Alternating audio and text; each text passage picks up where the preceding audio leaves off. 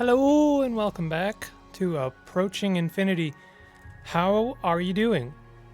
I'm doing all right. Thanks for asking. Yo, I bet that joke never gets old. I wonder how many YouTubers have made.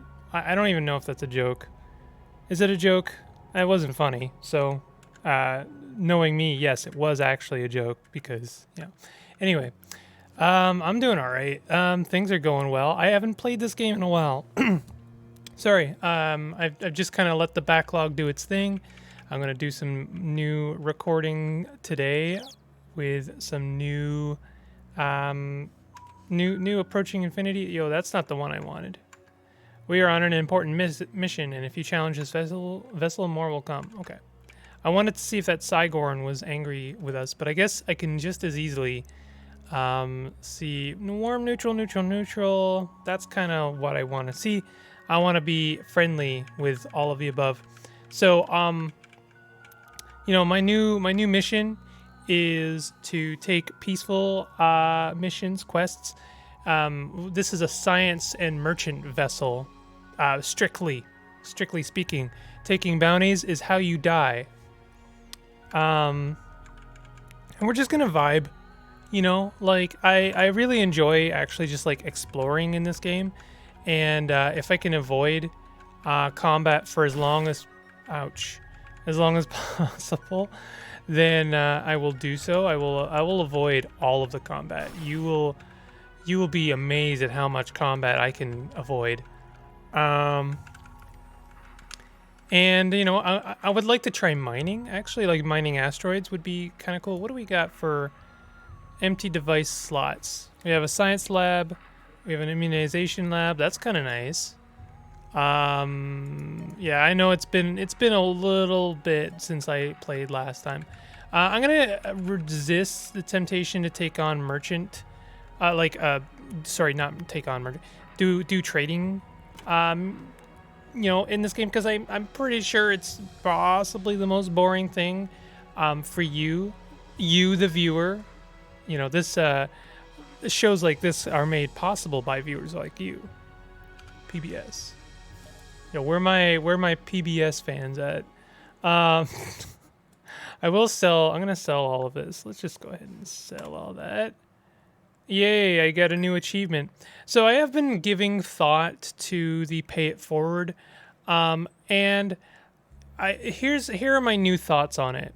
I have quite a bit of stuff to tell you guys actually. I do have a lot of thoughts and a lot of stuff to tell you. Let me see, first of all, I just want to have a look at some of the stuff here. Nah. Contracts, nothing available. Do we have a contract? Oh, we have Power Leap. I forgot about that. Oh, press Q. Take the mysterious package to the banker's station in Sector 3. Okay. We are in Sector 2. Let's go ahead and get to Sector 3. I am going to give you my new thoughts on the pay it forward system in Approaching Infinity. I appreciate that when you start Approaching Infinity, it tells you that every single run can be won. And I can see that. I mean, like, there is a little bit of grind to Approaching Infinity, maybe more so than other roguelikes, partially because the game is actually more forgiving than other roguelikes. Things can obviously go south very quickly, but also things can also not go south. Like there's a lot of if you play things right, there's a lot of layers between you and potential death. And I kind of really appreciate that. So we got EV -5. I can't remember what EV is. Oh, I bought it. I didn't mean to do that, actually. That was dumb. This eviscerator is just straight up better than our current eviscerator, so let's go ahead and buy that. We still have plenty of money to spare.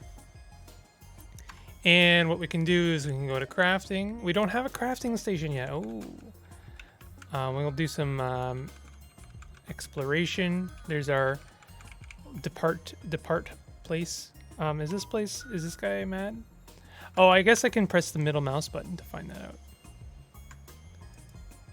Non-hostile. Perfect.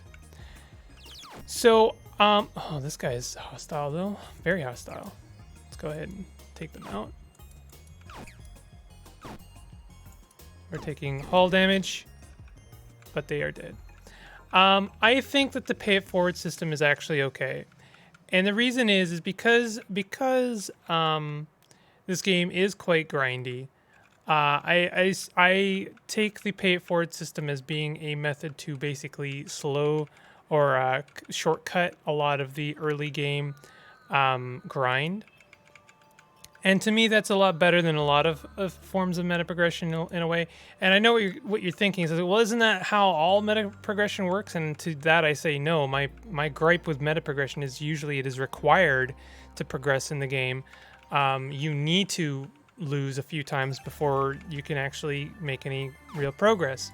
That's my gripe, and I'm going to continue to gripe about it. That's just who I am. But I don't mind the pay it forward system because it really, first of all, it's an option. You don't have to do it. You could just like you could just wake up and choose violence. We need to go and repair ourselves. Let's go ahead and do that. Saigon Warehouse is obviously a hub of considerable trade. We've read that before. I'm good. Let's repair our ship, sell our data, restock, hire a new crew. We lost some crew. Oh man, I guess someone died when we got shot. We've got a light kinetic blaster, which is slightly better. I mean, it's good. It's better. Away team can remove rebel. Let's go ahead and buy this. This isn't bad. Let's look at some Saigon quests. Cargo containers still need to sell 1 box of boxes. We actually had some box of boxes. I could have kept those on us. Oh well. Let's maybe do a planetary mission. This place seems fine, 60%. Let's go ahead and check this place out. We got these dudes. How's our range? Our range is fine. We've got good range. We do have we don't have oxygen, so we're gonna have to make trips back to the airlock to replenish our oxygen. I'm gonna play like this for now. Now that we have our we finally have like good quality videos, I'm gonna be a little bit more bold with doing stuff like this. So since the details are visible, it's up to you. I like to hear from y'all about what you want to see. So maybe you like the close up. I actually don't mind the close up in this game, because it kind of feels a little bit more adventure-y. Like you're seeing about as far as they would be seeing. You wouldn't have this like top-down photo perfect memory of the entire map. So I don't know. I kind of like the close-up. Is that a cave? That is a cave. We can check out a cave.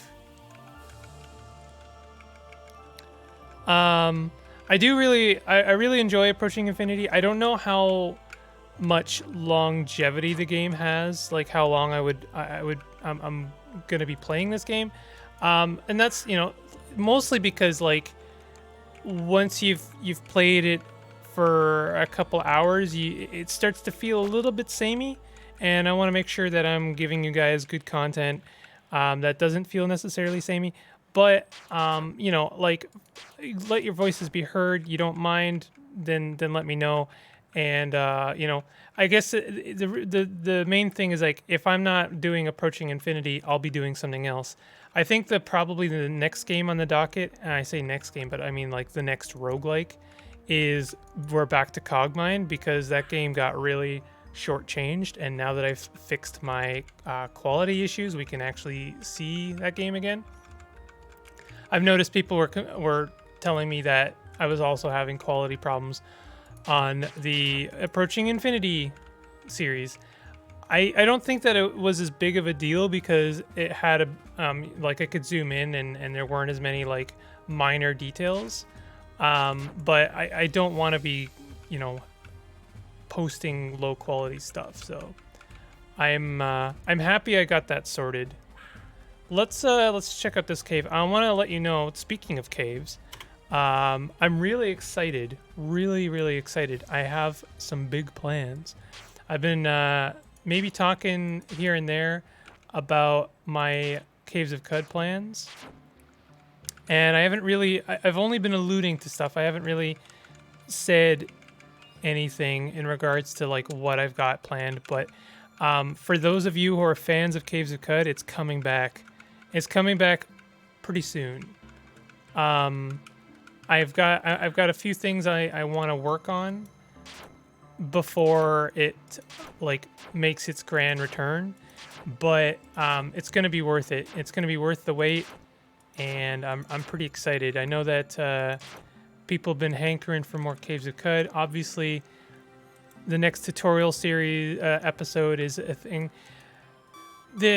I should let people know what's going on with the next tutorial episode, because it's gonna be a while.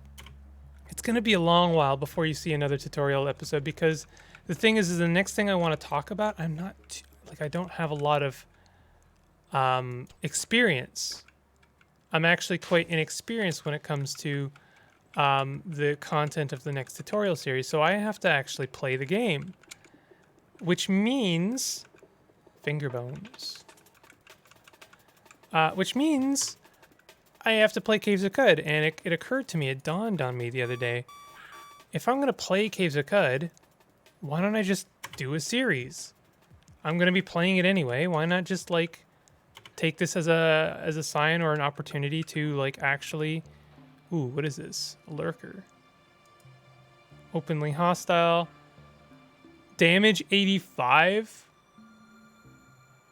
Resist sonic. Can I...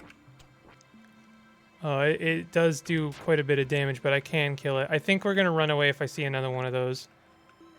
Oh, wow. This cave goes quite deep, doesn't it? I'm just going to... Oh, wow. I got a Chivo. I should... Oh, my goodness. It keeps going. Should I even do this? What are these guys? Sonic is deadly. Do we have a sonic weapon? We have a kinetic weapon. That did nothing. We're leaving. We're leaving. So yes, good news for the Caves of Cud fans. Caves of Cud is coming back. You have enough oxygen and health to return to the surface automatically. Would you like to exit? Yes. I appreciate that option. That is a good option. Let's leave, and yeah, I'm going to turn it into a survey. I know there is more to explore there, but there's always going to be more to explore, and we can check out other planets as well. How is this place? Seems good. Let's do, like, maybe a couple more planets, and then hand in our goods, and then call it for this episode. Readings indicate that creatures here will be weaker than normal. Okay. Oh, there's some holes. We hide in the foliage. Do we not get we get a buff, don't we? Like, it makes it harder for them to hit us. I can never remember. Oh, block sight now. I can never remember what the deal is. There's certain stuff. Ooh. Nasty. Wow, another one from the same hole? I guess it's now a crater. So it might not hit us with another one of those. Rare growth.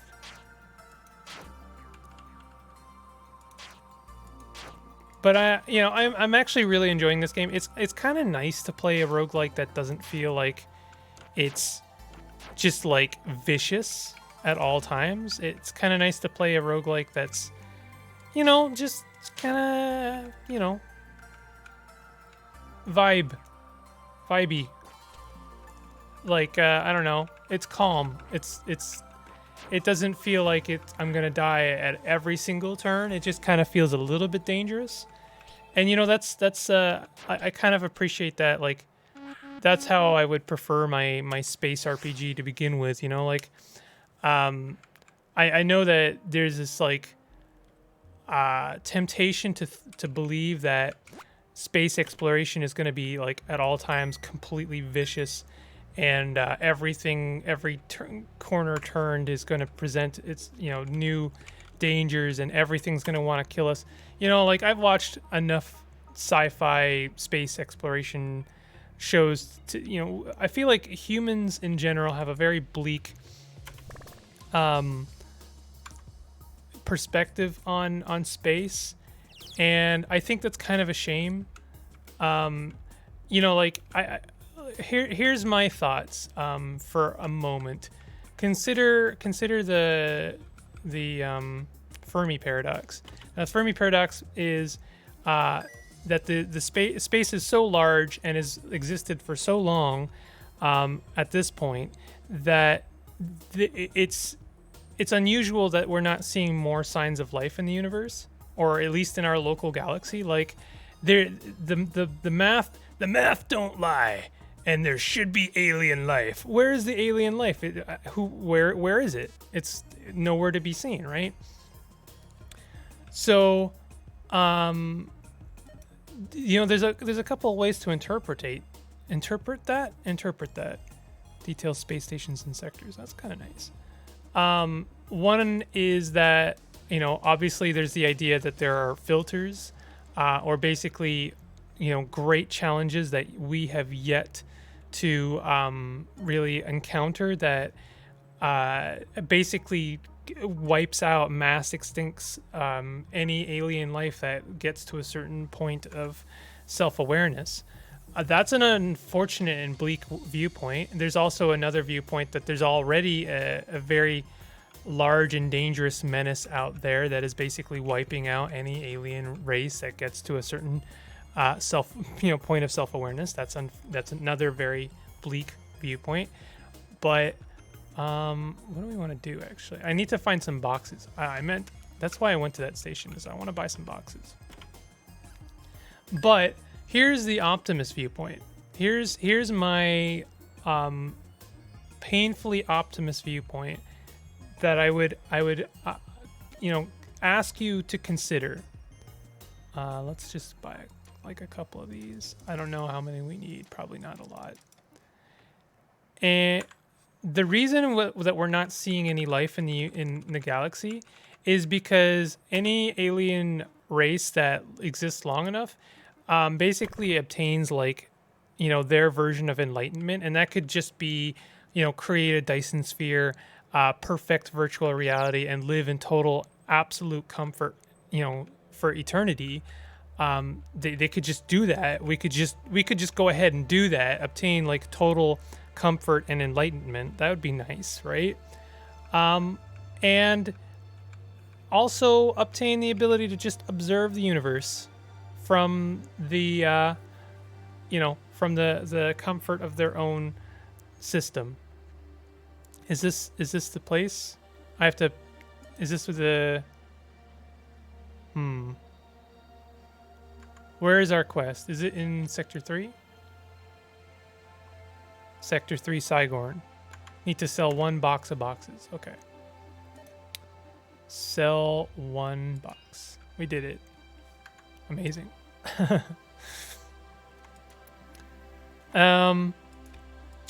It seems to me that if we were a species that had perfected, comfort and lived in total happiness, why would we want to risk, putting ourselves out there, I guess? Especially when the options are things like humans to bump into. You picked up a rusty hammer. We definitely need to repair after that. That was nasty.